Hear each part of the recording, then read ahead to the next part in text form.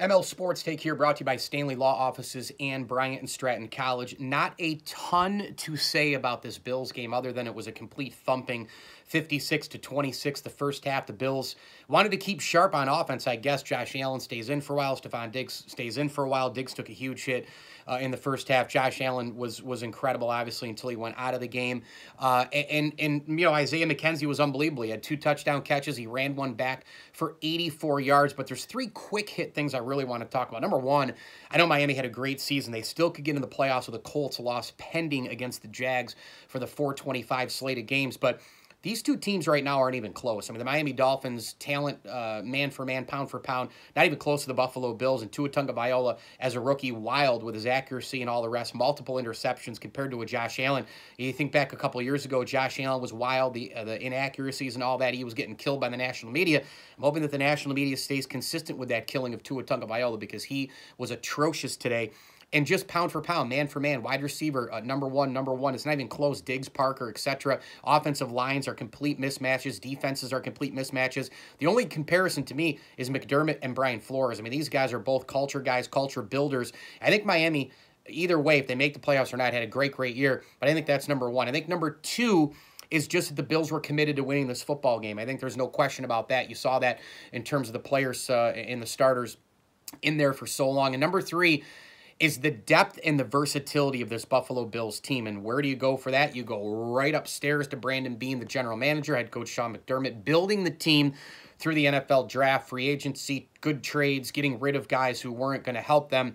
You look at a guy like Dean Marlowe today, a couple of interceptions. You look at a guy like Isaiah McKenzie. If the Bills' offense is completely healthy with all their wide receivers in, he's the 5th best wide receiver. And what did he do today? He backed up Andre Roberts, who didn't play, was resting smartly by the Bills. And he returned to kick 84 yards, a punt 84 yards, and caught 2 touchdowns. And so it just goes to show you the depth of this team, the versatility of this team to be able to put guys in different positions. You look at guys like Zimmer and look at Marlowe. You look at Epinesa. You look at Klein. You look at Josh Norman playing today, getting a pick on a play where Parker fell down, where Tua, that was one of his interceptions.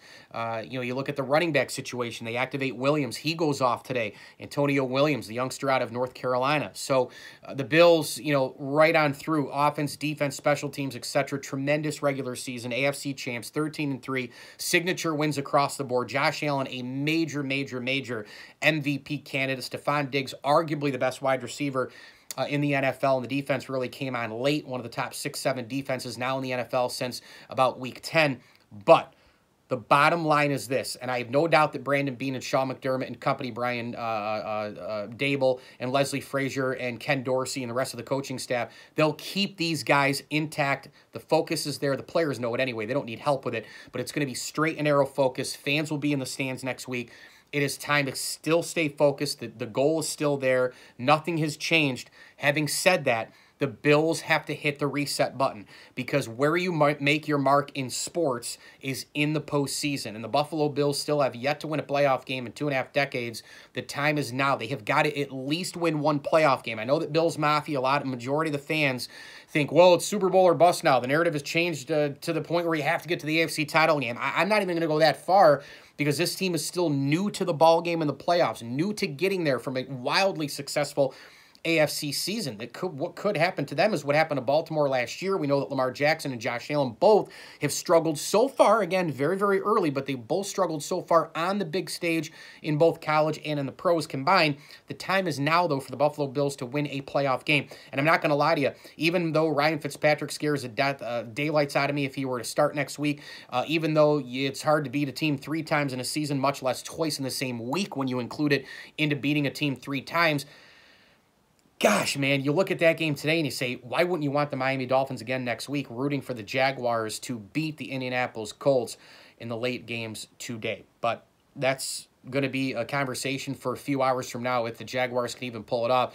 As far as today goes, it's very simple. The Bills were dominating. The Bills win 13 games in the regular season. The Bills win the division, and now they wait to see their opponent next week. And oh, by the way, doesn't it, go figure that the Buffalo Bills, the one year that they go 13-3, win the division, you have the coronavirus, no fans in the stands until the playoff game, and in regular circumstances, the Bills would have a double bye. Instead, they have to play next week because the NFL expands the postseason.